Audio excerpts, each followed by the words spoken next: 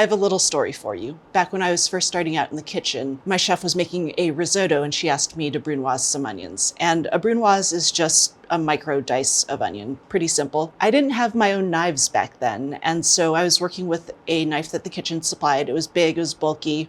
I spent maybe 20 minutes perfectly dicing an onion, and she came back, she thanked me for my work, asked me to do something else. I come back 3 minutes later, she had perfectly brunoised her own onion because mine, they were going into a staff meal. They weren't good enough. And I knew at that moment I needed to develop better knife skills.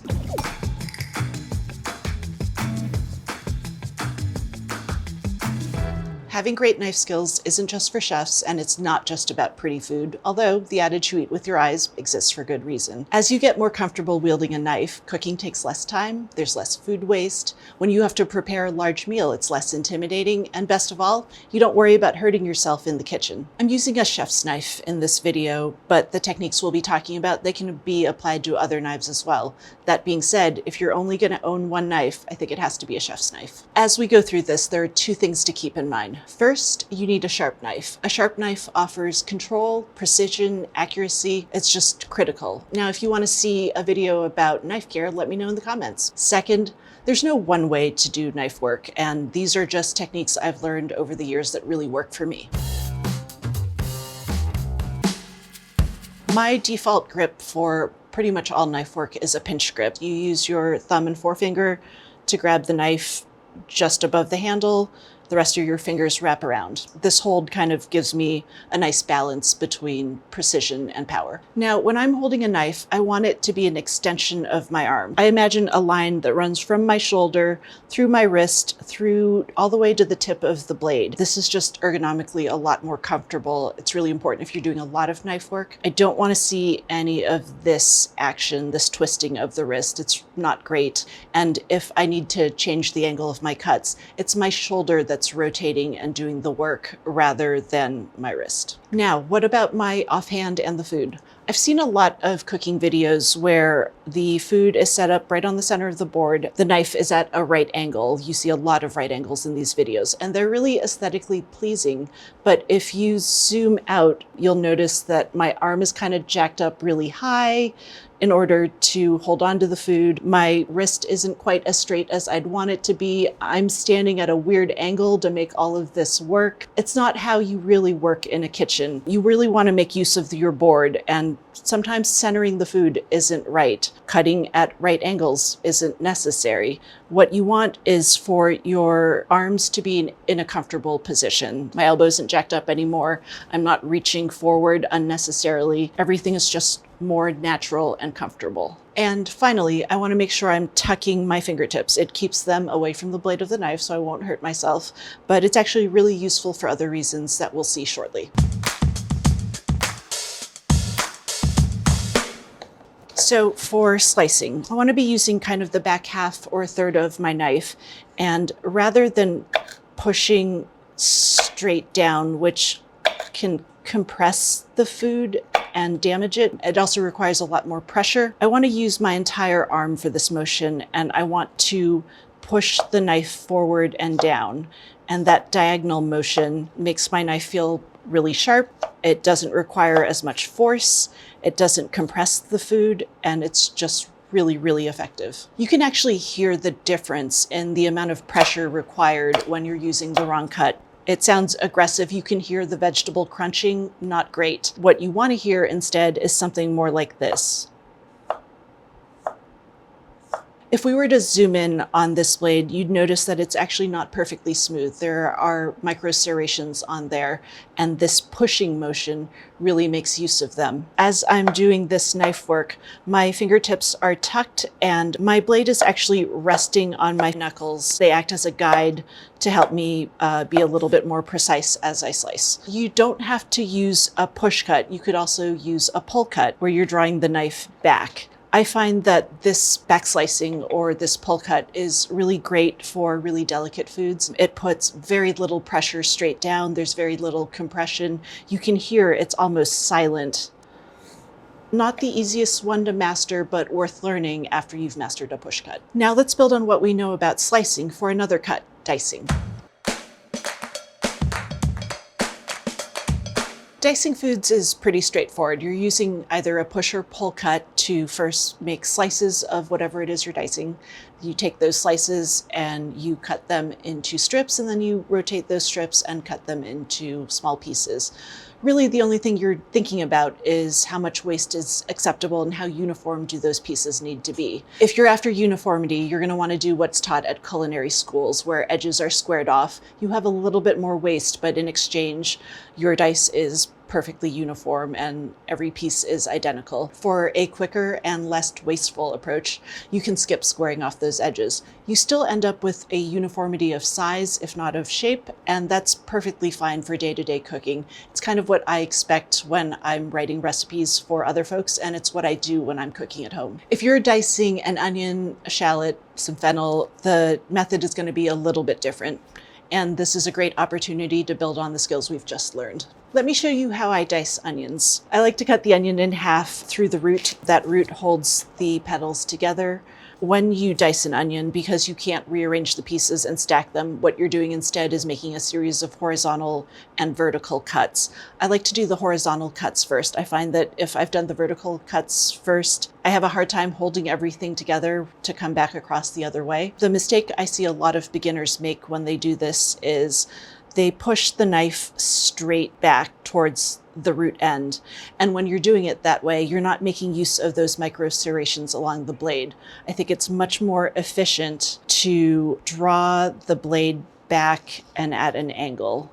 That diagonal motion means that you don't have to apply as much pressure when you're cutting, which is great. You don't want to push down with a ton of pressure on the onion. You really only need to keep the onion from moving around. If you push too hard, it can be difficult to force the knife through the onion as you're cutting. The other thing to keep in mind is to keep your fingers out of the way. I've seen people kind of use their palm and they kind of flex their fingers up. That works. You can also just place your fingers on top. After the horizontal cuts are done, I'll move on to the vertical cuts. The first thing I do is actually rotate the onion so that my arm isn't jacked up at some weird angle. Rather than this pinch grip, I might move my finger to the spine of the blade.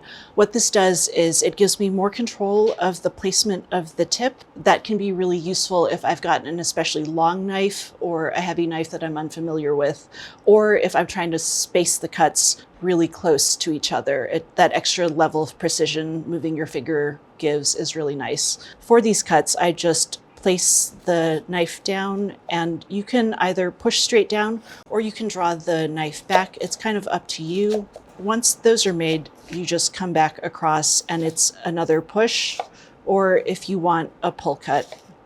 All right, we've covered slicing and dicing. Let's take it a step further and talk about mincing. A mince is simply a really fine chop, and when I'm mincing, I'm not looking for everything to be exactly identical in shape. I'm just looking for everything to be really fine. How I mince food really depends on the appearance and flavor and aroma that I want the food to have when I'm done. Sometimes I really want to bruise and smash and damage the food. Other times I want to be really gentle and delicate. One example of a time where delicacy is really required is when you're working with herbs. What I often see when people are mincing herbs is a lot of this, pushing straight down, and then people will kind of run the knife back and forth, and what I think is happening is they're looking for the food to be all the same size. And so, if you see something a little bit bigger, you just keep going across. And this can be okay. By the end, you end up with something that's really dark in color. It's wet and a little bit sticky. It doesn't sprinkle well and it doesn't hold well. As this sits, all those damaged cells continue to break down and you get a dark, clumpy mass of herbs. Not great. So what you really want to do when you're mincing herbs is to be a lot more methodical and delicate. What I like to do is run my knife across the herbs in one direction, and then I'll actually pick up the bundle of sliced herbs, rotate it 90 degrees, and then come back across the other way so that I'm only cutting the herbs twice. You want to see as much horizontal motion and as little vertical motion as possible. It's a lot more delicate and gentle, and you'll see a lot less bruising. Herbs cut this way will just last a lot longer.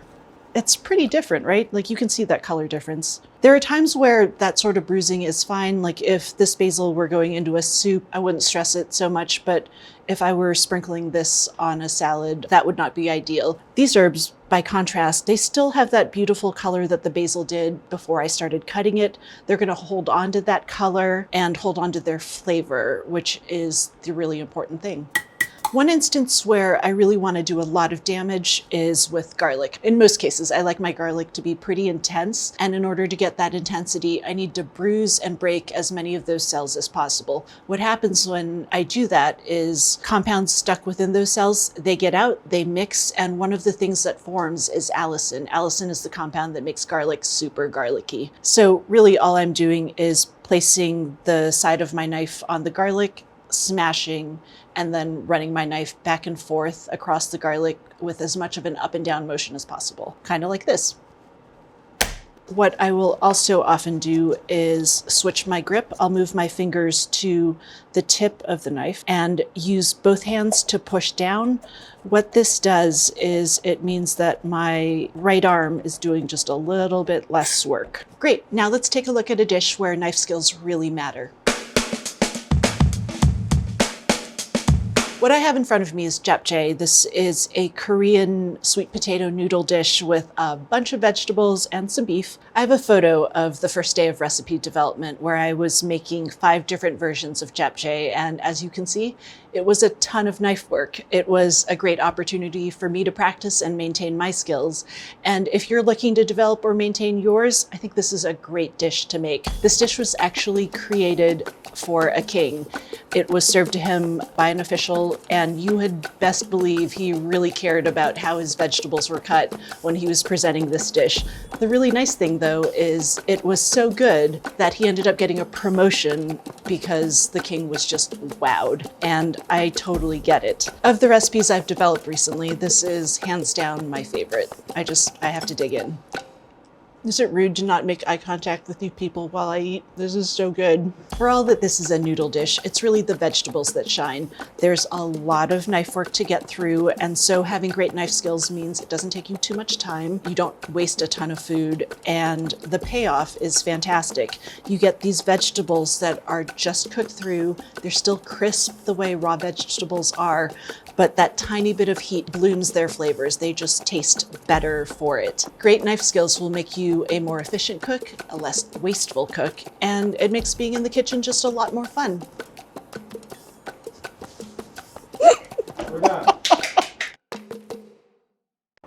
So, what's your go-to knife in the kitchen? Do you dice onions the same way I do?